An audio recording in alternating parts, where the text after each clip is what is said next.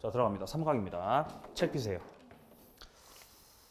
자, 책 피세요. 자, 129페이지 피세요. 자, 04번 내려갑니다. 물권 변동과 공시제도라고 되어 있습니다. 자, 여기서 물권 변동이라는 단어가 지금 나옵니다. 물권 변동. 우리가 지난 시간에 권리 변동이 뭔지를 설명드렸거든요. 권리 변동이 뭐죠? 권리의 발생, 권리의 변경, 권리의 소멸.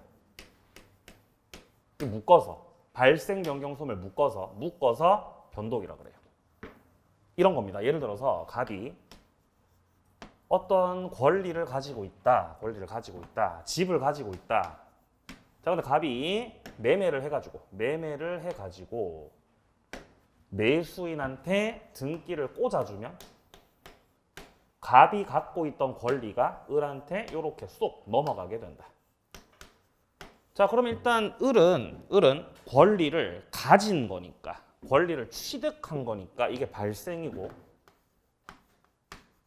갑은 반대로 권리가 없어졌죠. 권리의 소멸. 그리고 주인이 갑에서 을로 바뀌었죠. 이게 변경됐다는 거죠. 변경. 그래서 이런 발생과 변경과 소멸을 다 묶어서 뭐라고 한다고? 권리가 뭐가 됐다고? 예, 변동됐다고. 이렇게 말을 하는 거예요. 근데 권리 안에는 뭐가 있다고요? 권리 안에? 첫째 시간에 뭐라 그랬죠? 권리 안에? 뭐가 있다? 자, 권리는요. 채권도 있고 물권도 있는 거죠. 바로 그거예요. 그러면 채권의 발생, 변경, 소멸을 뭐라 그러겠어요? 채권 변동이요. 맞나요? 그럼 물권의 발생, 변경, 소멸을 뭐라 그러겠어요? 물권 변동이라 그러지. 그러니까 결국 그 맥은 똑같아요. 우리가 총칙에서 만났던 권리의 발생, 변경, 소멸, 이거를 이제 물권법에서는 물권의 발생, 변경, 소멸이다라고 말할 뿐입니다. 왜냐하면 물권법에서는 물권을 다루는 거니까. 그럼 나중에 이제 우리가 채권법 들어가면 또 뭐 나오겠어요? 채권의 발생, 변경, 소멸 나오는 거예요. 결국 내용이 같아요, 달라요? 같은 거지. 아니, 왜냐면 지금 권리 변동이라고 말을 했던 거는 제1편. 이 색깔 나오나 이거? 자, 제1편 민법 총칙. 잘 보이나요 이거? 잘 안 보입니까? 네, 버리도록 하겠습니다. 자, 버리도록 하겠습니다. 자, 1편 민법 총칙. 여기도 안 보입니까? 빛 때문에 안 보이는 거죠? 아, 불빛 때문에 안 보이는 거였어요? 그럼 이거 안 버려도 돼요? 총칙 보여요? 잘 보여요? 아, 빛 때문에 안 보이는 거였군요. 예. 자, 총칙. 자, 그리고 채권이 변동된다. 이거는 이제 계약법에서 만나게 되는 거고, 그리고 물권이 변동된다. 이건 이제 물권법에서 그렇게 만나는 거예요. 이렇게. 네. 그래서 갑이 소유권을 넘겼다. 그럼 소유권이 발생, 변경, 소멸되니까 크게 물권 변동이라는 거죠. 예, 물권 변동. 그러니까 틀이 똑같습니다. 틀이 똑같아요. 자, 보자. 갑이 가지고 있던 소유권이라는 물권이 다른 사람한테 넘어간다. 이렇게. 소유권이 넘어갔어. 물권이 넘어간 거니까 권리가 넘어간 거죠. 자, 이때 권리를 변동시킨다는 거는 법률 효과가 생긴다는 같은 말입니다. 법률 효과가 생긴다. 법률 효과가 생기려면은 법률 뭐가 필요하죠? 요건이 필요하죠. 그렇죠? 법률 요건. 그 법률 요건 속에 권리 변동의 원인에 해당되는 그 법률 요건이 갈래가 두 가지가 있었다. 기억나십니까? 첫 번째 갈래가 뭐였어요? 예, 법률 행위. 법률 행위를 해갖고 권리가 변동되고 물권도 변동되는 겁니다. 그리고 법률 규정에 의해서 변동될 수도 있고 똑같아. 틀이 똑같다고. 안 다르다고요. 그러니까 이쯤 되면 느껴요. 이제. 아, 민법은 처음서부터 끝까지 다 연결돼 있구나. 그죠? 그러니까 잘하는 사람은 다 잘한다고요. 못하면요. 다 못하는 거죠. 그러니까 우리가 집에 가서 했던 그 복습이 내일을 위한 예습이라 그러잖아요. 제가. 연결돼 있어서 그런 거예요. 자, 그래서 법률행위의 대표 주자가 매매입니다. 매매를 해가지고 물권이 변동될 수 있는 거지. 매매를 해가지고. 자, 그리고 규정은 대표적인 게 상속이요. 상속 받아서 주인이 바뀔 수가 있는 거지. 이렇게. 자, 여기서 법률 행위와 관련해가지고는 민법에 뭐라고 규정돼 있냐면은 우리 민법 제 186조에서 186조 법률 행위를 원인으로 물권을 변동시키겠다 그러면은 이렇게 돼 있습니다. 등기를 해야 한다. 등기를 해야 물권이 변동된다는 거예요. 을이 갑으로부터 매매를 해가지고 부동산을 매수하는 거라면 집을 매수하는 거라면 반드시 등기를 마쳐야 주인이 되는 거예요. 왜냐하면 매매는 법률 행위고 법률 행위는 186조에서 뭐를 해야 된다 그랬으니까 등기해야 된다 그랬으니까. 자, 그런데 법률 규정은요. 특히 상속과 같은 법률 규정은 우리 민법 제 187조에서요. 등기 없이도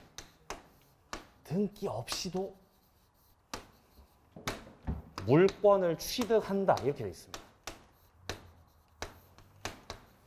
상속으로 내가 집주인이 된 거라면은 등기해야 돼, 등기 안 해도 돼? 안 해도 된다고요. 에? 지금 아버지 돌아가신 거지. 피상속인이 사망하신 거죠. 등기해야 돼, 안 해도 돼? 안 해도 된다고요. 그죠? 그래야 마음 놓고, 에? 그래야 좀 이렇게 장례식도 치르고 하죠. 만약에 만약 여기서 등기해야 된다 그러면, 에? 장례식이에요? 정신 딴 데가 있어요? 정신 딴 데가 있는 거, 빨리 등기 빨리 해야 된다. 이렇게 하면 딴 데가 있다고 정신이가 그렇게 하면 안 된다고. 에? 그렇게 하지 말고, 자, 돌아가시면은 바로 넘어온다고, 바로. 등기해야 돼, 안 해도 돼? 안 해도 된다고. 상속은요. 등기 없이도. 취득합니다. 단 얘가 상속으로 취득한 부동산을 다른 사람에게 처분할 때. 처분할 때는 당연히 등기해야 돼, 안 해도 돼? 해야죠. 처분할 때는 해야 됩니다. 처분할 땐 해야지. 등기해야지.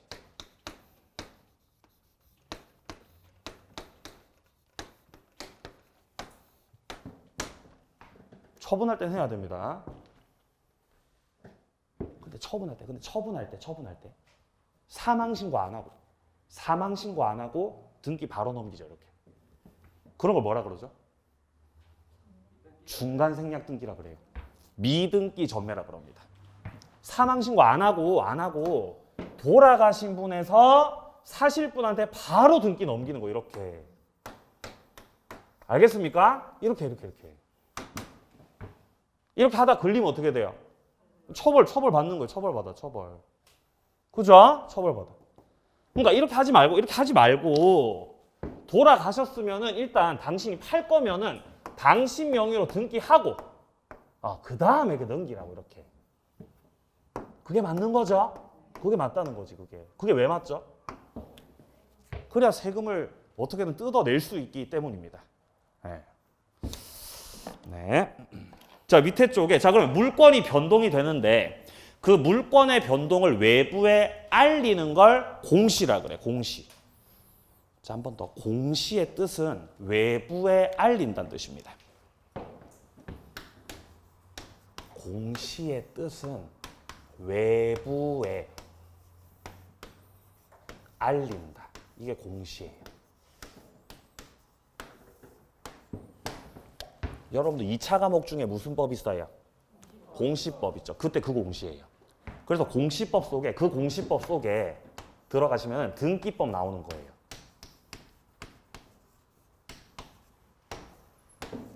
매매를 하든 상속이 됐든 매매를 하든 상속이 됐든 주인이 바뀌었으면은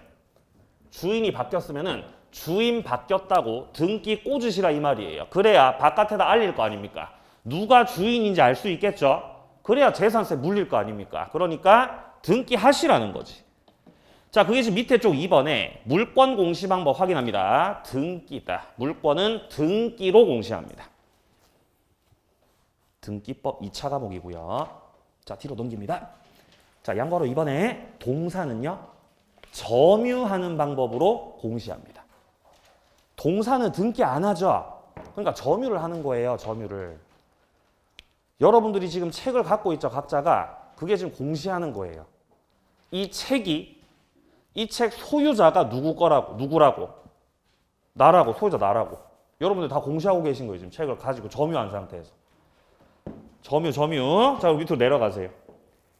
자, 동그라미 2번입니다. 동산 중에서도 좀 비싼 것들. 자동차, 항공기, 건설기계 이런 것들은 등록을 합니다. 등록이라는 방식으로 알려요. 얘네들은 좀 비싼 것들. 예. 자, 요까지 보시고요. 자, 그리고 이제 오른쪽에 자, 2장으로 이제 넘어가 보죠. 자, 이제 점유권 보도록 하겠습니다. 자, 현재 우리는 물권법을 보고 있습니다.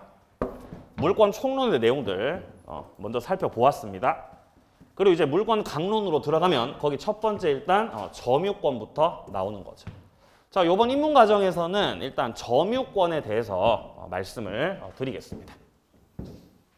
자, 보죠. 점유권. 자, 무언가를 점유한다는 거는요. 점유한다. 이거는 점유한다. 이 점유의 개념은 그냥 흔히 우리가 동산을 생각한다면은 뭔가를 내가 소지하고 있다. 내가 가지고 있어. 그럼 점유하는 거예요. 부동산이면은 그 안에서 내가 거주하고 있다. 점유하는 거죠. 쉽게 생각해 보면. 자, 이거를 조금 더 이제 용어적으로 학문적으로 말씀을 드리자면은 사실상에 지배를 하고 있다. 사실상 지배를 하고 있는 거죠. 이게 점유예요, 점유. 근데 사실상 지배는 현실적인 것도 있고, 자, 현실적인 것도 있고, 그리고 관념적인 것도 있어요. 현실 플러스 관념이 사실상 지배입니다.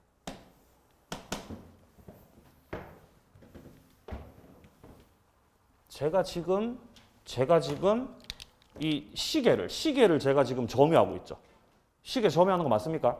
제가 지금 시계를 현실적으로 지배해요? 관념적으로 지배해요? 네, 현실적으로. 제가 시계를 현실적으로 지배를 하고 있습니다. 그리고 공시를 하고 있는 거죠. 예. 자, 근데 제가 시계뿐만 아니라 이게 장모님한테 받은 거거든요. 장모님한테 받은 반지도 있어요. 다이아 반지. 다이아 반지는 끼고 댕겨요? 저 농장에 냅둬요? 농장에 냅두는 거 잊어버리면 큰일 나니까 비싸니까 그거는. 자, 그러면 제 방 장롱 속에 있는 다이아 반지. 그것도 점유하고 있다는 거예요.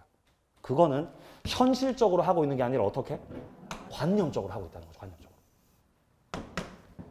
제가 여기 학원 올 때 차 끌고 왔거든요. 차를 끌고 왔어요. 그럼 제가 차를 끌고 차 안에 앉아서 운전할 때는 제가 자동차를 현실적으로 지배하고 있는 거죠. 맞나요? 근데 지금은 차가 주차장에 있습니다. 주차장 넣어놨어요. 그럼 차에서 지금 제가 나온 거죠. 그럼 제가 차에 대해서 점유해요? 점유 안 해요? 점유를 한다는 거예요. 현실적으로요? 관념적으로요? 관념적으로. 관념적으로 하고 있다는 거지. 잡히세요? 이게 점유예요, 점유. 그러니까 꼭 그 안에 있지 않아도 된다는 거예요. 그죠? 독도 누구 땅이에요? 독도 우리 땅이잖아요. 그러면 대한민국이라는 국가라는 이 주체가 독도라고 하는 그 섬에 대해서 점유하고 있어, 안 하고 있어? 하고 있어, 안 하고 있어? 하고 있다는 거예요.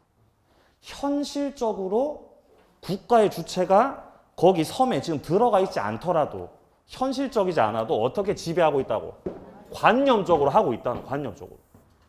그래서 이 관념이라는 개념을 잘 잡으셔야 돼. 점유를 시작할 때는. 내가 꼭 소지하고 있는 것뿐만 아니라 관념적으로 점유를 할 수가 있다는 거죠. 자, 생각해 봅니다. 자, 그러면은 부동산으로 와서 토지가 있어, 토지가. 자, 토지가 갑거예요, 갑거. 자, 토지가 갑거.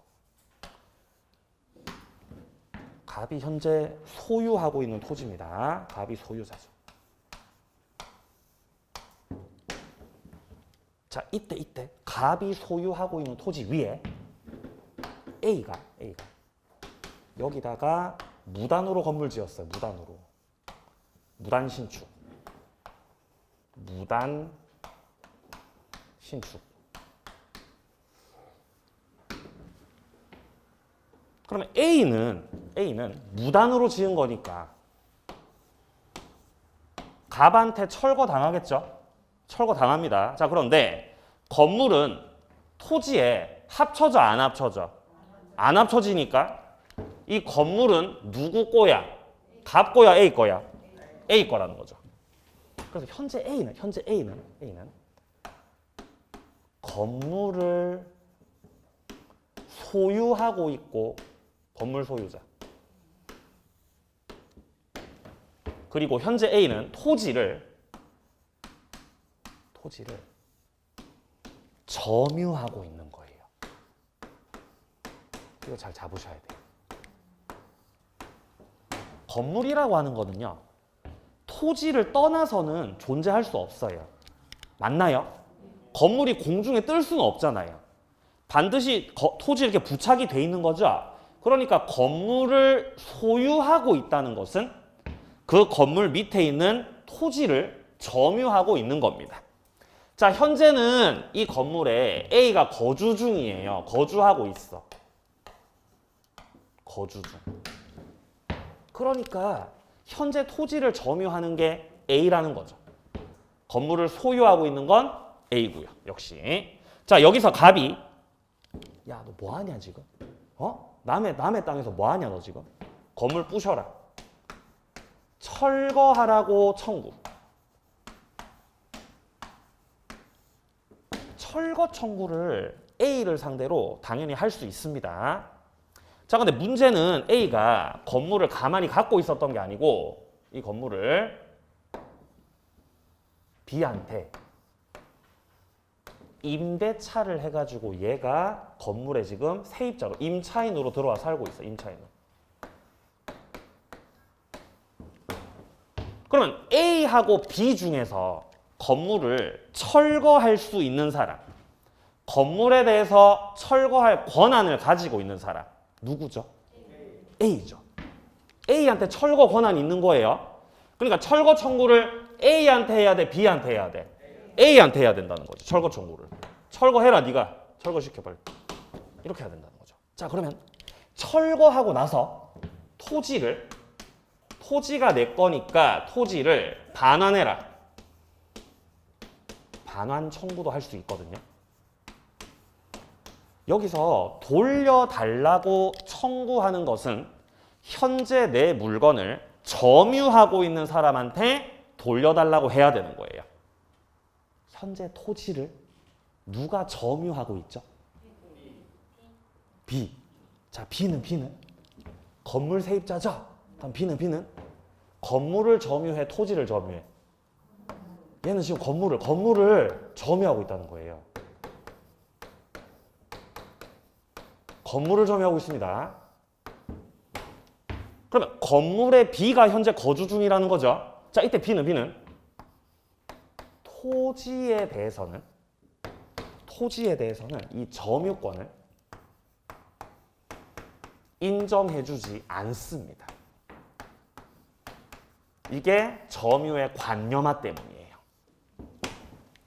현재 건물에는 B가 거주를 하고 있더라도 어디까지나 건물을 소유하고 있는 사람은 A고 건물은 그 토지를 떠나서는 존재할 수 없는 거기 때문에 토지 점유자가 여전히 A라는 거예요. 그러면 저기 가보면 A가 있어요, 없어요? A가 없지. 누가 있어요? B가 있지. A는 쇼핑 갔어요. A는 쇼핑하고 딴 데 갔습니다. 그래도 건물을 A가 소유하고 있으면 그 밑에 토지를 점유하는 사람도 A다 라고 했던 사건이에요. 이게 관념적인 점유를 인정하는 겁니다. 자, 그래서 정리합니다. 자, 그래서 건물의 부지를 점유하는 자는 부지를 점유하는 자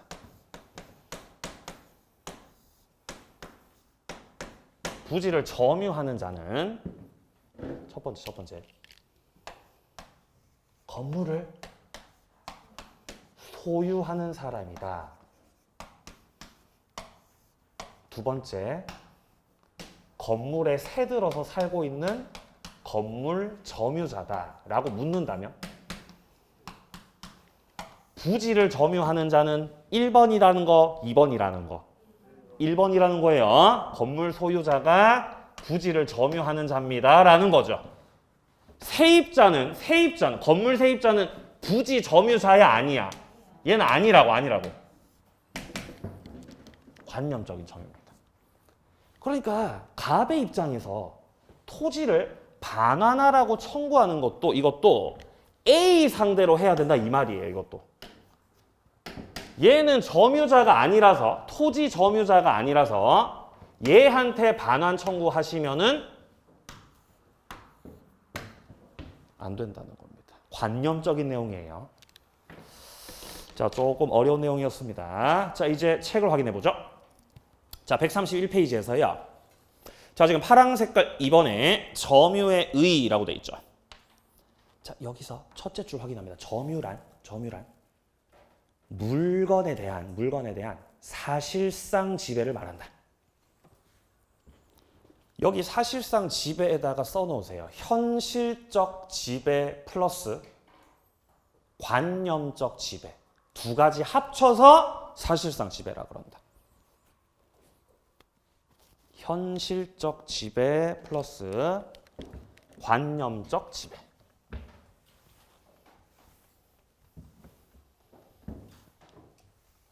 자, 그래서 이 이후에 나오는 게 점유의 관념화입니다.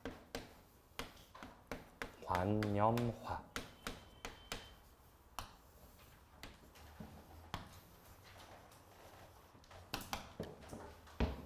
여기서 말하는 점유 관념화라는 건 이런 거예요. 현실적으로는 지배를 하지 못하고 있어. 현실적 지배는 못하고 있습니다. 자, 그러나 관념적으로 그 지배를 인정시킨다는 겁니다.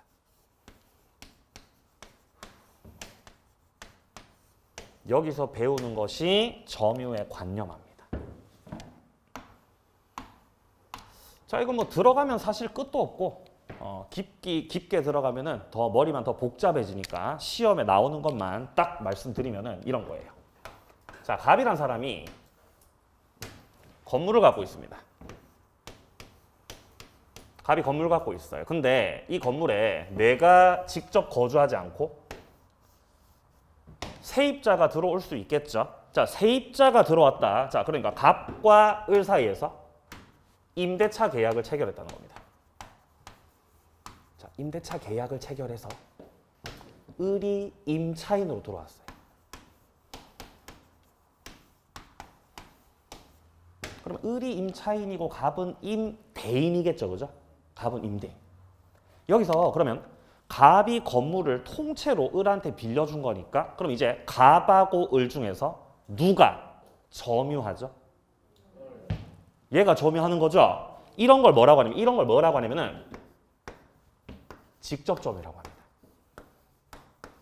직접 점유를 하고 있다.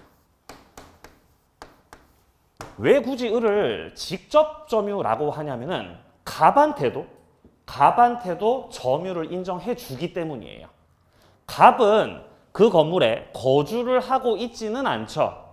그러니까 갑은 현실적인 지배를 하고 있는 건 아니지만 점유 관념화라는 개념을 통해서 관념적으로 지배를 인정받는다는 거예요. 그래서 얘도 점유자라는 거예요. 그러면 얘하고 구별을 해야 되겠죠. 그래서 갑을 무슨 점유라고 하냐면은 간접 점유라고 합니다.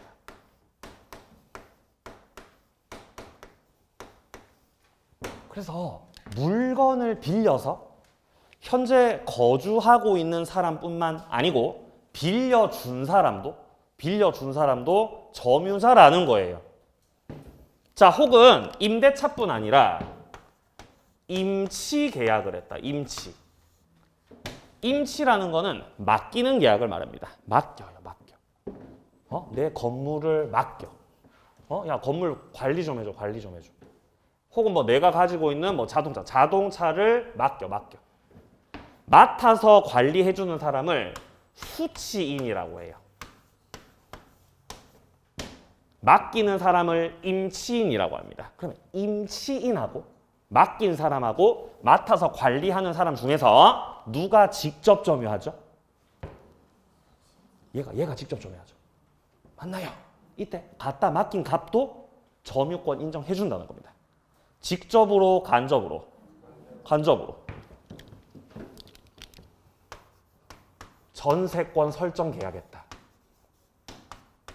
전세권 설정 계약했다. 을은 그 건물에 들어가 사는 전세권자다. 자, 을이 전세권자고 갑은 설정해준 건물 주인이죠. 이때 당연히 전세권자가 직접 점유하는 거지. 그럼 얘는 또 무슨 점유? 간접 점유하는 거예요. 예, 임대차 말고 사용대차라도 사용대차 마찬가지예요. 아니, 사용대차가 됐든 임대차가 됐든 이 둘의 차이는 임대료를 받고 빌려주냐 임대료 안 받고 빌려주냐의 차이만 있을 뿐 어쨌든 빌려준 겁니다. 그러면 대차인으로서 을이 들어와 있고 갑은 이제 또 빌려준 사람이지 않습니까? 그럼 직접 점유하고 있는 건 역시 이쪽이라는 거죠. 따라서 갑은 계속 무슨 점유? 간접 점유라는 거예요. 이런 계약관계. 임대차가 됐든 임치가 됐든 전세권 설정이 됐든 사용대차가 됐든 이런 기타 등등의 뭔가 관계, 계약관계가 있었기 때문에 직접 점유하고 간접 점유로 쪼개질 수 있었던 거죠. 이런 관계들, 직접 간접 점유를 만드는 이런 관계들을 점유, 매개관계라고 해요. 점유를 매개시켜주는 관계다. 그래서 점유 매개관계라는 걸 통해서 직간접 점유가 성립하게 되는 것이야 라고 정리를 해두시면 되겠어요. 자, 일단 책이 어디 나오냐면요. 지금 그게 132페이지. 자, 132페이지에서 지금 파랑 색깔 5번에 보시면 간접 점유 보이십니까? 여기 194조. 보시면 뭐 지상권이든 지상권으로 빌려주든 전세권으로 빌려주든 자, 질권 무시하시고요. 질권 우리 시험 범위 아닙니다. 자, 뭐 사용대차, 임대차, 임치 뭐가 됐든 이런 기타 등등의 관계로 타인으로 하여금 물건을 점유하게 한 자. 자, 여기서 물건을 점유하게 한 자는 점유를 넘긴 사람이죠. 빌려준 사람, 맡긴 사람 말하는 거죠. 얘한테도 간접으로 뭐가 있다? 점유권이 있다는 거예요. 이런 점유를 무슨 점유라고 한다? 간접 점유라고 한다. 따라서 현실적으로 지배한다, 관념적으로 지배한다. 예, 관념적으로 지배한다는 거지. 그게 바로 이제 점유의 관념화라는 거예요. 자, 밑에 단락에서 예를 봅니다. 예. 자, 단락 둘째 줄에 예를 들어서 갑의 아파트를 병에게 임대차했다. 그러면 임차인 병은 직접 점유를 하는 거고 갑은 무슨 점유하는 거다? 간접 점유하는 거다라는 거죠. 맞나요? 예, 바로 그거죠. 자, 그러면 임대차를 하면은 임대인이 간접 점유, 임차인은 직접 점유하고 있는 거죠. 자, 근데 여기서 을이 아파트 임대차 했다가 또 임대차 할 수 있어요. 임대차를 또 한다고요? 예, 또 할 수 있어요. 또 임대차. 그거를 전대차라고 해요. 전대차. 을이 세입자로 들어왔죠. 근데 기간이 남은 거지. 근데 난 나가야 되는 거지. 그럼 다음 세입자를 지가 받아서 월세 지가 받는 거예요. 이걸 전대차라 그래요. 자, 그러면 전대차 계약을 통해서 병은 전차인으로서 들어오고 을은 이제 병하고 관계 속에서는 전대인이 되는 거예요.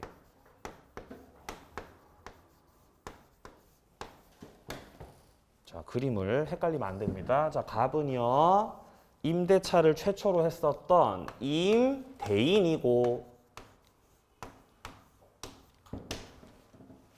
얘가 세입자로 살다가 임대차를 또 해가지고 전대차를 해가지고 이제 을이 전대인이 된 거죠. 빌려준 사람이 된 거죠. 그럼 현재 건물에 누가 살고 있다?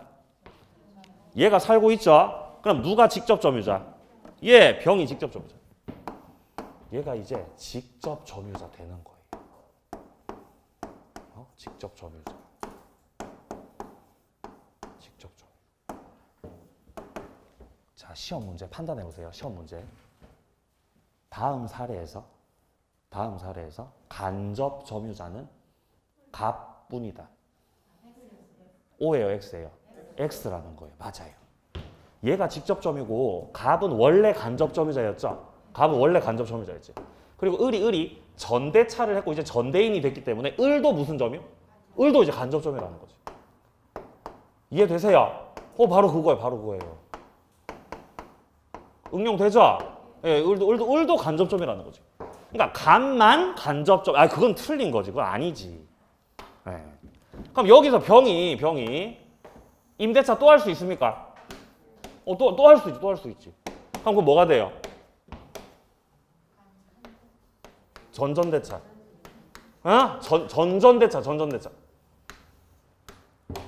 그러면 전전차인. 얘가 전전차인이죠. 전전차인. 그럼 얘는 또 뭐가 돼요? 간접점이 되는 거죠. 전대인. 그럼 또 간접점이에요.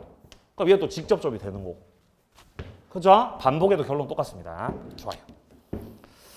자, 여기까지 간접 점유를 설명드렸습니다. 자, 그 다음에 이제 한 장 앞으로 오세요. 간접 점유하고 완전히 정반대인 사람이 있는데 그게 131페이지 밑에 쪽에 나오고 있는 점유 보조자입니다. 보조자. 점유 보조자는요, 정리할 때 단어를 가지고 정리하셔야 돼요. 묻겠습니다. 점유 보조자는 그냥 다른 거 모르겠고 단어만 봤을 때 점유자라는 거다, 보조자라는 거다. 보조자라는 거다. 맞나요? 자, 아까 전에 우리가 봤던 게 간접 점유자였어요. 네? 좀 당겨서 자, 간접 점유자.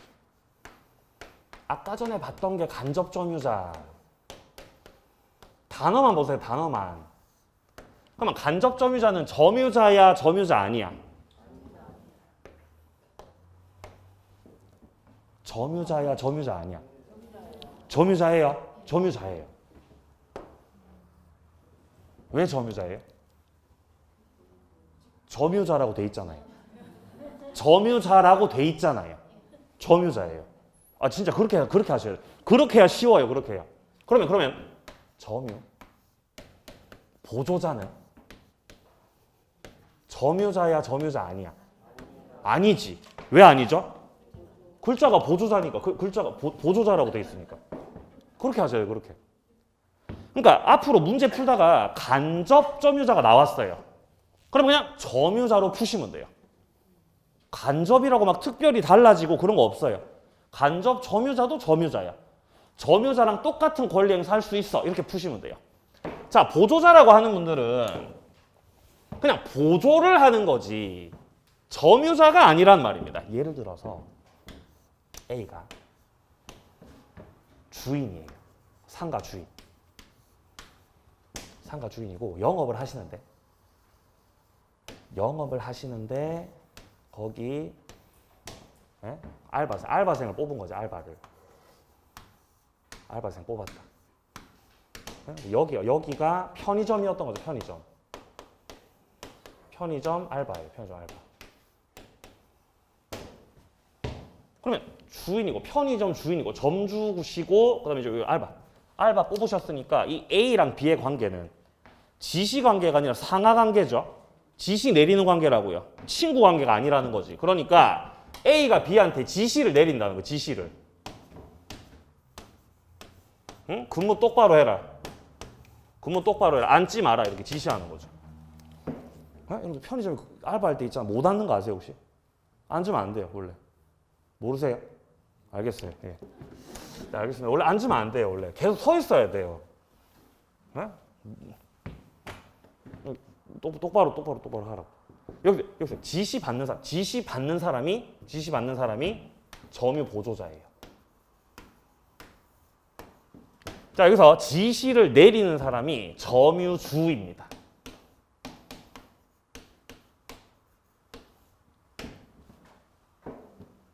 그럼 편의점에 있는 물건들을 누가 지금 지배하고 있죠? 얘 근무 중입니다. 지금 근무 중. 누가 지배하고 있어요? 얘가 지배하고 있어. 그러니까 얘가 지금 현실적으로 그 편의점에 있는 물건들을 지배하고 있어, 안 하고 있어? 하고 있다는 거지. 하고 있습니다. 그런데 이 알바한테는 점유권을 인정 안 해줘요. 자, 보겠습니다. 조문 함께 보겠습니다. 자, 조문에 뭐라고 돼 있냐면은 195조에서 가사상, 영업상, 기타 유사한 관계에 의해서 타인의 지시받아 물건에 대한 사실상 지배를 할 때 그때는 그 타인만 점유자로 한다 라고 규정돼 있기 때문입니다. 이렇게 규정이 되어 있기 때문에 이 알바생들은 점유권 인정받는다고 못 받는다고? 못 받는다고. 점유권 인정 못 받아 얘들은. 정반대죠. 아까 전에 간접 점유자는요 여러분들. 아까 전에 이 간접 점유자 같은 경우는 현실적으로 빌려줬으니까 지배를 하는 거야 안 하는 거야? 안 하는 거야. 그럼에도 불구하고 간접으로 점유권을 인정을 해줘 안 해줘? 해준다는 거지. 이렇게. 근데 얘는 그 반대라는 거예요. 현실적 지배를 분명히 하고 있는데도 불구하고 점유권 인정을 안 해준다는 요런 관계입니다. 이렇게. 그래서 이 간접 점유자하고 점유 보조자가 정반대 느낌이라서 두 개가 비교돼가지고 많이 출제되는 겁니다. 그래서 비교해서 말씀드립니다. 그럼 현재 조문 속에서요. 지금 195조에서 타인의 지시를 받는다라고 돼 있지 않습니까? 그러면 지시를 받아서 지배를 하는 자가 누구죠? 지시 받아서 지배하는 자가 누구예요? 지시 받는 자가 누구죠? 얘는 지시를 받아 지시를 내려. 그죠? 얘는 지시를 받아 지시를 내려. 지시를 받는 거죠. 지시 받는 자가 누구죠? 얘랑. 지시를 받는 자가 있고, 자, 지금 조문 잘 해석하셔야 돼요. 자, 지시를 받는 자, 지시 받는 자. 지시를 하는 자. 자, 문장 다시 봅니다. 타인의 지시를 받아 물건에 대해서 사실상 지배를 하는 그 자. 그때 그 타인만. 자, 여기서 말하는 타인은 지시 내리는 사람이에요? 지시 받는 사람이에요?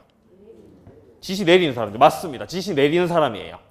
타인의 지시를 받는다라고 되어 있었기 때문에 그 타인이 지시 내리는 사람, 지시하는 사람. 요게 타인이죠. 이때 이런 관계 속에서는 조문 속에서 그 타인만 지시 내리는 사람한테만 점유자로서 인정해준다 이렇게 규정되어 있는 거예요. 그러면 A만 점유주만 점유권 가진다는 거는 B는 점유권이 없다가 되는 거예요. 이렇게 조문 속에서. 자, 그래서 관계가 반대니까 잘 정리해 주시기 바랍니다. 자, 그러면 점유권이 있고 없고 때문에 점유권을 가지고 행사하는 물권적 청구권이 있거든요. 그거를 점유보호 청구권이라고 합니다. 점유보호 청구권. 이거는 점유자들이 행사를 할 수 있는 거라서 간접 점유자는 행사할 수 있는데 얘는 행사를 못하는 거죠. 자, 그리고 아까 전에 우리 물권적 청구권을 하면서 물권적 청구권의 상대방. 아까 전에 물권적 청구권의 이 청구권자가 누구였죠? 물권자였죠. 근데 무슨 물권자라 그랬어요? 과거 물권자, 현재 물권자. 현재 물권자라 그랬죠. 그리고 그 상대방은 점유자였습니다. 점유자를 상대로 반환을 청구하는 겁니다. 그러면 물권적 청구권을 받는 그 상대방이 될 수 있으려면은 점유자여야 상대방도 될 수 있는 거죠. 근데 얘는 점유자가 아니라는 거지, 보조자는. 얘한테 반환 청구하시면은 안 된다는 거지. 네. 자, 이렇게 비교해서 정리를 잘 해두시기 바랍니다. 자, 이제 책을 좀 넘기시고요. 자, 132페이지로 옵니다. 132페이지. 자, 상속인 점이 보이죠? 6번. 상속인. 자, 193조 확인하세요. 점유권은 상속인에게 이전한다. 언제 이전할까요? 사망시. 맞습니다. 피상속인 사망시에 점유권이 이전합니다. 점유권만 이전하는 거 아니죠. 소유권도 이전하죠. 아버지가 갖고 있었던 땅이 아들한테 넘어오는 거예요. 아버지 딱 돌아가시는 그 순간. 근데 소유권만 넘어오는 게 아니라 이 조문 속에 나와 있듯이 점유권도 같이 넘어온다는 거죠. 자, 그러면 상속인은요. 지금 그 상속받은 부동산에 가 있어요. 지금 장례식장이에요. 지금 장례식장이지. 그럼 따라서 상속인은 그 상속받은 부동산에 대해서 현실적 지배하고 있다, 안 하고 있다? 현실적 지배. 안 하고 있죠. 그렇죠? 현실적 지배 안 하고 있죠. 그 땅에 가 있어, 장례식장에 있어. 장례식장에 있기 때문에 현실적 지배는 안 하고 있다는 거죠, 지금. 정신 없다는 거지, 상속인이 지금. 상중이라서.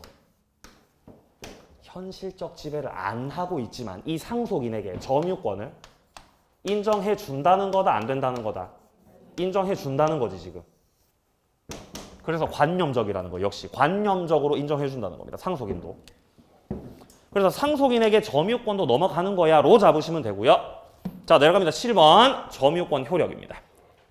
자, 여기 양괄호 1번에 추정적 효력이 나오는데요. 여기 197조 보시면 점유자는 소유의 의사로 선의, 평온, 공연하게 점유를 한 것으로 추정한다. 소유의 의사로 선의, 평온, 공연하게 점유를 한 것으로 추정한다. 자, 이제 우리가 나중에 이제 하게 될 건데 미리 조금 말씀을 드리자면요. 갑이란 사람이 토지를 갖고 있어, 토지를 갖고 있어. 그리고 갑이 지금 현재 소유하고 있는 이 토지에 대해서 을이 20년 동안 소유의 의사를 가지고 평온하게, 공연하게 점유를 했어요. 땅 주인이 누군데? 갑인데, 갑이 주인인데. 갑이 주인이에요. 갑이 이 땅 주인이지. 근데 이 땅을 20년간 농사 짓고 점유한 사람은 누구다? 을이라는 거죠, 을. 근데 요 상태로 20년을 채운 거예요, 20년을. 그럼 이거를 시효가 완성됐다라고 표현합니다. 20년을 채웠다. 이렇게 되면은 갑하고 나중에 소송 붙었을 때 을이 땅을 뺏어갈 수 있어요. 을이 등기를 통해서 소유권을 취득할 수 있습니다. 지금은 이제 시간이 딸려서 자세하게 말씀 못 드리고 나중에 해야 되겠지만 남의 땅을 점유하고 있더라도 그 기간이 20년을 넘어가 버리죠. 그럼 나중에 소송 붙으면 땅 가져가요. 이런 제도를 무슨 제도라고 하냐면은 이런 제도를 취득시효 제도라고 합니다. 취득시효라는 제도가 있어요. 나중에 소유권 파트에서 만나게 돼요, 이건. 아까 전에 시효 중에서요, 소멸시효라는 게 있었습니다. 소멸시효는 시간의 효과로 없어지는 거죠. 근데 취득시효는 시간의 효과로 뭐가 되는 거? 취득하는 거지, 취득을 이거는. 20년 지나면 을이 땅을 뺏어가 버리는 거죠. 이 땅 내 거라 가져가 버리는 거예요, 이렇게. 근데 20년간 그냥 점유가 아니라 소유의 의사를 가지고. 자, 이거를 자주점유라고 합니다. 자주점유. 그리고 평온하게 점유를 했다는 거는 평화롭게 온화하게 점유했다는 거예요. 폭력을 쓰지 않고. 공연하게 점유했다는 거는 대놓고, 안 숨기고, 대놓고, 숨지 않고 이렇게 20년 흐르면 소유자 될 수 있다는 거예요. 그럼 여기서 을이 20년간의 점유를 했지만 갑의 입장에서는 땅을 뺏길 수가 있는 거죠. 그러니까 갑은 주장하죠. 갑의 주장은 이거죠. 당신은 자주점유야, 타주점유야? 갑의 주장은 을의 점유가 타주라고 주장하죠. 이해하세요? 그러면 을의 점유가 평화롭게 한 거라고 폭력 쓴 거라고 갑의 주장은 폭력을 쓴 거라고 얘가 지금 일단 우기고 봐야죠. 강폭이다, 강폭. 얘가 대놓고 점유했습니다, 몰래 했습니다. 판사님, 갑의 주장 몰래 했습니다. 은비, 몰래 했다는 게 은비예요. 라고 갑은 주장을 하지.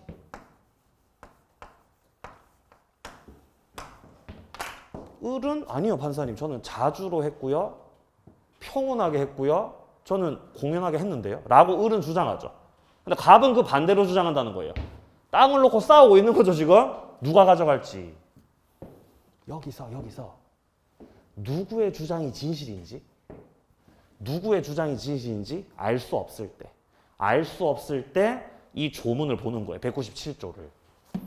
누구의 주장이 진실인지 알 수가 없으니 일단은 점유를 하고 있었다가 인정된다면은 소유의 의사가 있는 것으로, 선의인 것으로, 평온, 공연한 것으로 뭐를 하겠다고? 추정한다는 겁니다. 이것들이 추정돼요.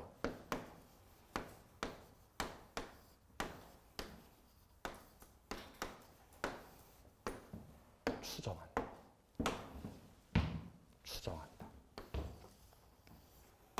이 추정이라는 거는 일단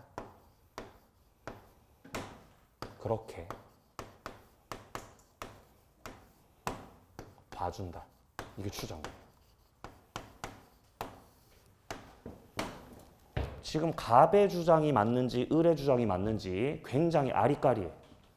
그러면 일단은 누구의 말이 진실인지 알 수가 없으니 일단은 을의 점유를 자주로 봐준다, 타주로 봐준다.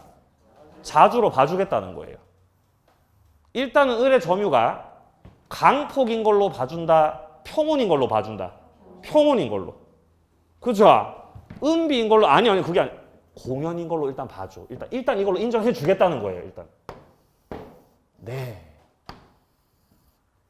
그러면 갑하고 을 중에서 누구한테 입증 책임이 있겠어요? 갑한테 있는 거예요. 갑이 입증을 해내야 되는 거예요. 그러니까 소송 붙으면 을한테 유리할 수밖에 없죠. 추정받으니까.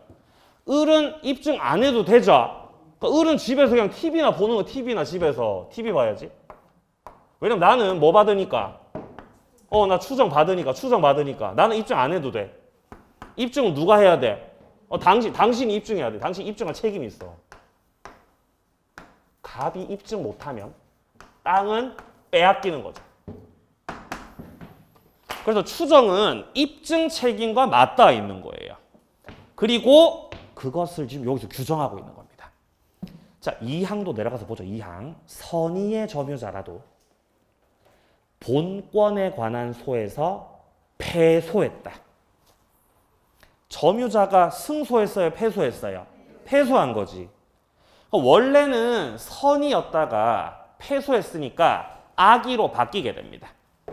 자, 원래는 선이었지만 뭘로 바뀐다고? 악의로 바뀐다고. 악의로.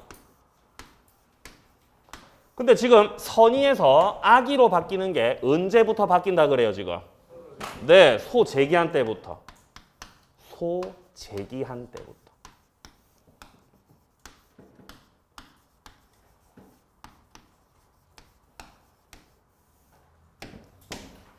소를 제기한 때부터. 자, 반대로 비교해서 좀 써놓으세요. 자주점유였다가 타주로 바뀌게 되는 거는 본권에 관한 소에서 깨졌을 때 이때는 판결 확정 시부터입니다. 판결 확정 시부터. 이게 시점이 달라요. 이 두 개를 섞어서 많이 물어보기 때문에 이 두 개를 잘 비교해 두시라 이 말이에요. 선의에서 악의로 바뀌는 거는 소재기 시부터. 자주에서 타주로 바뀌는 거는 판결 확정 시부터. 이런 식으로 출제하겠죠. 선의 점유자가 본권에 관한 소에서 패소해갖고 악의로 바뀌는 거는 판결 확정 시부터다. 이렇게 물어보겠죠. O예요, X예요? X죠. 소재기 시부터죠. 그죠? 선의. 시읒이죠, 선의. 이거 뭐예요, 이거? 이거 시읒. 그죠? 소 제기할 때부터. 자, 밑으로 내려갑니다. 양괄호 2번에 점유 계속 추정 198조. 전후 양시에 점유한 사실이 있었다. 그러면 계속 해온 걸로 추정합니다. 계속에 동그라미 쳐두시고요. 자, 내려가서 양괄호 3번 권리 적법 추정도 있습니다. 200조. 점유자가 점유물에 대해서 행사하는 권리는 적법하게, 자, 적법 동그라미 보유한 것으로 추정한다. 그러니까 누가 물건을 가지고 있으면 우리가 그 사람이 그 물건을 훔쳤다고 생각해요? 자기 거라고 생각해요? 자기 거라고 생각하죠. 여러분들 책 가지고 있죠? 옆 사람 책 있죠? 옆 사람 책. 옆 사람이 저 책을 훔쳤을까요? 자기 책일까요? 자기 책이라는 거지. 그죠? 적법 점유. 자, 여기까지 보시고요. 자, 그리고 이제 다음 시간에는 계약법 또 맛보기 들어가도록 하겠습니다. 메일 정리 노트 피세요. 자, 메일 정리 노트 OX 풀이하고 오늘 수업을 마치겠습니다. 자, 1번부터 보겠습니다. 1번. 소유권을 양도한 전 소유자. 가 물권적 청구권만 분리 유보시켜서 불법 점유자에게 물권적 청구권, 방해, 배제 청구 되겠습니까? 안 되죠. 왜냐하면 지금 1번 문장은 소유권을 양도한 전 소유자죠. 그러니까 현재 물권자라는 거다, 과거 물권자라는 거다. 과거 물권자라는 거지. 더 이상 행사 못 한다는 거지. 예, 틀렸고요. 2번 소유권에 기한 물권적 청구권은 그 소유자가 소유권을 상실하면 더 이상 인정되지 않는다. 맞나요? 예, 이런 걸 뭐라 그랬다 아까? 이런 걸 부종성이라 그랬다. 부종성. 물권이 없어졌으니까 물권적 청구권도 없어진다는 거잖아요. 여기 소유권에다가 표시야, 소유권. 소유권이 주예요, 주인. 소유권이 주인. 그리고 물권적 청구권은 종이에요, 종. 그래서 주종관계라는 거죠. 주인이 죽었죠? 그럼 종도 어떻게 돼요? 따라서 죽어요. 부종성. 맞는 말이죠, 맞는 말. 자, 3번입니다. 갑이 을로부터 임차한 건물을 을 동의 안 받고 병한테 전대했다. 자, 이거 지금 전대차 말하는 거죠. 을만이 간접 점유자다. 맞나요? X죠. 누구도 간접 점유자다. 갑도 간접 점유자다. 갑도. 예. 자, 4번. 점유자는 소유의 의사를 가지고 선의, 평온, 공연, 추정한다. 맞습니다. 197조 1항.